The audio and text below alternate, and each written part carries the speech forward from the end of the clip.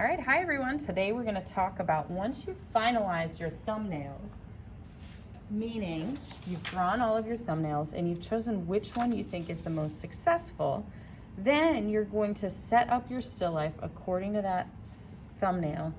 And this is where you're going to do a final sketch onto some newsprint. So this is not our final paper, but it's the same exact size as the final paper. So we're going to do all of our planning and detail work here, not shading, just planning out where things are in the proportions, and then we will take and either trace or redraw this onto the final piece of paper. So it's a chance for you to get all of the planning out with kind of messy lines, and if you need to erase without kind of damaging your final paper. All right, so the photograph that you took, or whatever you have in your thumbnail box, that's the view that we're putting on the paper. And the picture or the edges of the box in your thumbnail represent the edges of your paper. So in this picture, I've already started going in and lightly sketching the things that I see. Just a reminder, like we did with our practice, you're starting with breaking things into shapes. So when I look at this photograph, I see a pumpkin, but because I'm seeing down on it, it's a little more circular than a long oval.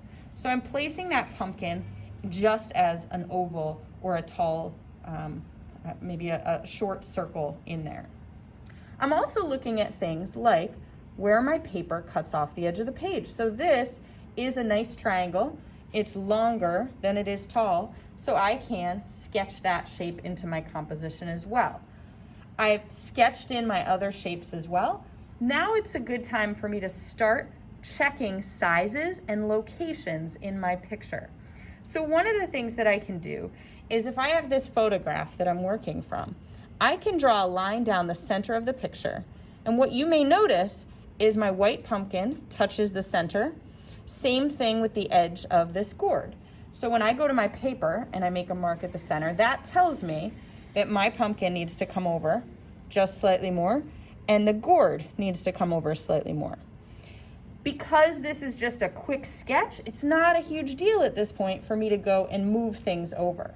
But if I had a completely finished pumpkin here, it'd be a lot harder. So this is where you want to get placement ready first. I can do the same thing in the other direction. So splitting my paper in half, I see that the orange pumpkin kind of sits on it, and it's about halfway for my white pumpkin. So if I mark about halfway, I think I got that about right. Same thing over there. Remember, you can also use this to find angles.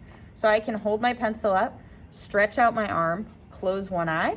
I can set it right on that line and check here. Well, I think it's a little bit sharper than what I have. So I'm just going to go in and edit what I see. So that triangle should look the same as what I have.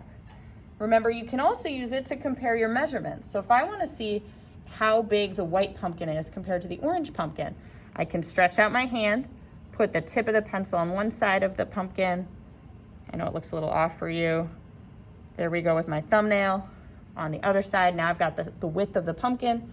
I can do the same on this side. And I see, even though it's off the edge of the page here, that this pumpkin is about half the width of this one. So I think that's about correct. This might be just a little bit smaller. All right, once I start those measurements, I can kind of see where things sit, play around with the height versus the width. Then I can start doing more details. So let's talk about this pumpkin for a second. Remember, your brain is going to play a game where it's going to say, oh, I don't need to look at that. I know what a pumpkin looks like. And then all of a sudden you'll have a cartoon pumpkin because your brain is telling you you don't need to look at it. Well, that's not the way this pumpkin looks. So instead, within this circle, if I look, the stem sits maybe a third of the way down. So I'm going to go to that part of my pumpkin a third of the way down, and I know that's where it sits. I also see that it kind of sits a little bit at a curved angle. See that little bit of a curve right there. And then the part that sticks up still doesn't come past the back edge of the pumpkin. So I know that it's going to be something like this shape. Now this part takes a lot of practice breaking it down. Right now, this looks super weird, but I don't have a lot of the other details in. So now I'm gonna try and capture these lines. Once again, I'm not just gonna go Okay, I know what they look like. Boom, boom, boom, boom, boom. That's how you make it look really cartoony. So instead, I see out of the bottom of this stem, these two main forms that kind of come out of it. So this one starts over to the side, comes way down here. This one comes over this way. You can see I'm lightly sketching them in still, so if I have to change anything, it's a lot easier. Now, when I look at this shape compared to what I see there, I think mine is not quite wide enough. This line goes a little bit more to an angle, or to the side. So I'm gonna go back and adjust that. And then down here, I see a little bit of a bump because that's where it kind of jumps out.